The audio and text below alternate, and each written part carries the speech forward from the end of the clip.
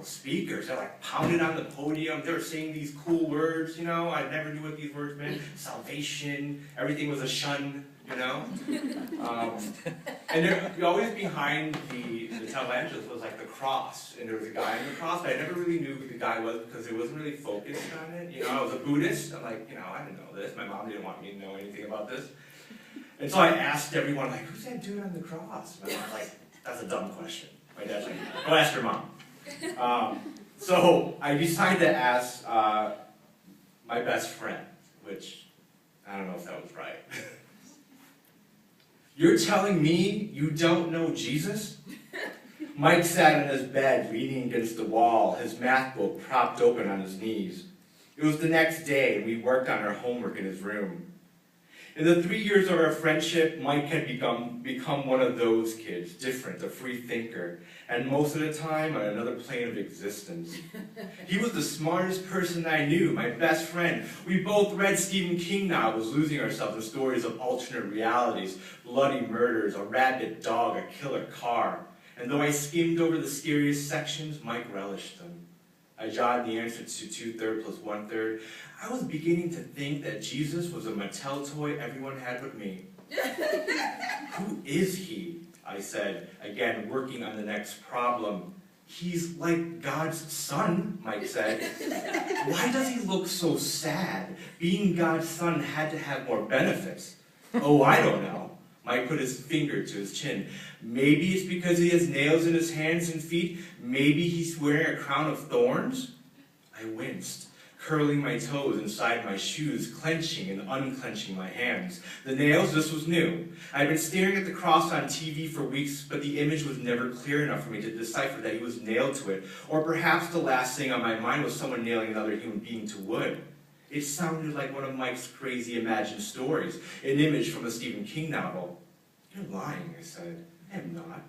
He rose out of bed and jumped onto the floor, slipping in tattered socks. He thundered down the stairs. A moment later, he was back with a book. Here. He flipped to a page and pointed to a picture. I crouched on his bed. Jesus' blood dripped from his hands and feet, from the crown on his forehead, and from a wound in his side. He wore a white cloth around his waist that billowed in the breeze. 4 men, a woman, and a sheep stood at the foot of the cross. The crucifixion, Mike said. It was a wonderful word. I repeated it. Crucifixion.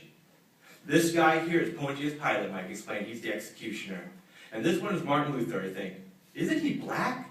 Not Martin Luther King, Martin Luther.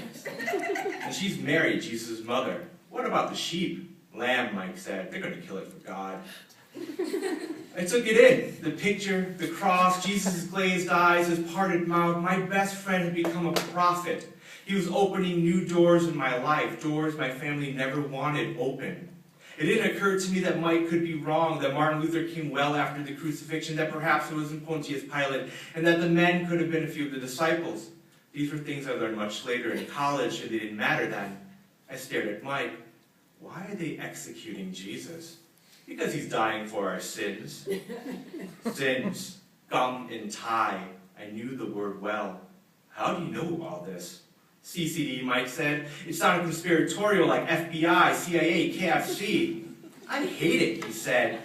What is it? Sunday school. It's where we learn all this stuff I don't really care about.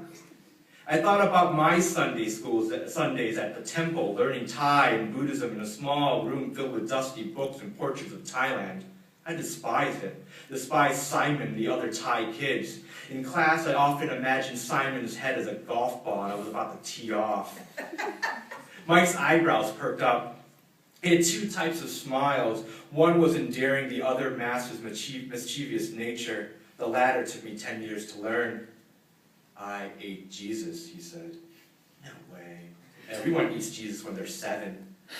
In my imagination, I envisioned Mike in our 4th grade class hunched over plates of Jesus steak, which resembled porterhouses at Matson's on Cicero, my favorite American restaurant. I felt an overwhelming sadness for Jesus. First he's nailed to the cross, then you have to eat him? Does he have like the worst life ever? Why do you eat him? So he can be in you, Mike said. Like how Professor X can get into any mutant's brain and make him do whatever he wants. Mike went back to his math homework. He asked what I got from number 15, but I was only on number 7.